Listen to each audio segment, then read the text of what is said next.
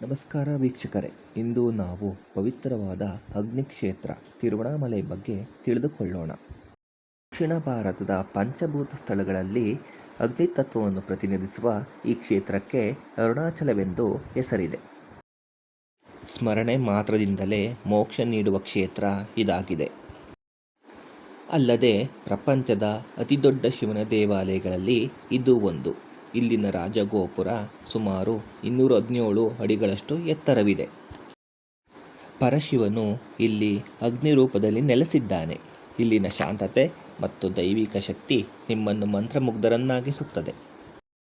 ಪುರಾಣದ ಪ್ರಕಾರ ಇಲ್ಲಿ ಒಮ್ಮೆ ಬ್ರಹ್ಮನು ಮತ್ತು ವಿಷ್ಣು ತಮ್ಮಲ್ಲಿ ಯಾರು ಶ್ರೇಷ್ಠರೆಂದು ವಾದಿಸುತ್ತಿದ್ದಾಗ ಶಿವನು ಅವರ ಅಹಂಕಾರವನ್ನು ಮುರಿಯಲು ಅನಂತ ಜ್ಯೋತಿಷ್ ರೂಪದ ಸ್ತಂಭವಾಗಿ ಕಾಣಿಸಿಕೊಂಡನು.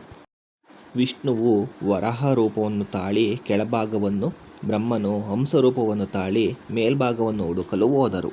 ಆದರೆ ಯಾರಿಗೂ ಅಂತ್ಯ ಸಿಗಲಿಲ್ಲ.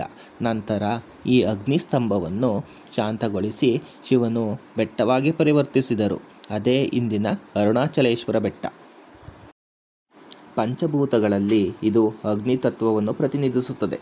ಇಲ್ಲಿ ಶಿವನನ್ನು ಅರುಣಾಚಲೇಶ್ವರ ಎಂದು ಪೂಜಿಸಲಾಗುತ್ತದೆ. ತಿರುವಣ್ಣಾಮಲೈಯನ್ನು ಅನೇಕ ರಾಜವಂಶಗಳು ಆಳಿದ್ದಾರೆ.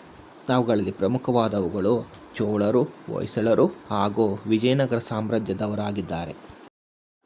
ಅಲ್ಲದೆ ಇಲ್ಲಿನ ರಾಜಗೋಪುರವನ್ನು ವಿಜಯನಗರ ಸಾಮ್ರಾಜ್ಯದ ಕಾಲದಲ್ಲಿ ನಿರ್ಮಿಸಲಾಗಿದ್ದು ಎಂದು ಹೇಳಲಾಗುತ್ತಿದೆ.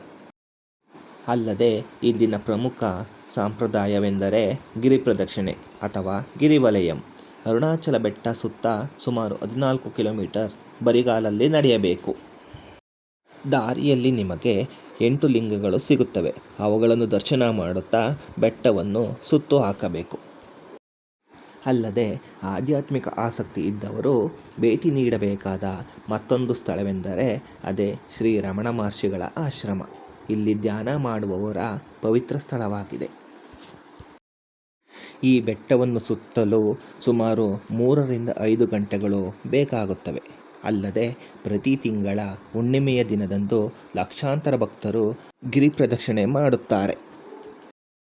ಇಲ್ಲಿಗೆ ಬೆಂಗಳೂರು ಅಲ್ಲದೆ ದೇಶದ ನಾನಾ ಭಾಗಗಳಿಂದ ಭಕ್ತರು ಆಗಮಿಸುತ್ತಾರೆ. ಬೆಂಗಳೂರಿನಿಂದ ತಿರುವಣ್ಣಾಮಲೈ ಸುಮಾರು 200 ಕಿಲೋಮೀಟರ್ ದೂರದಷ್ಟಿದೆ.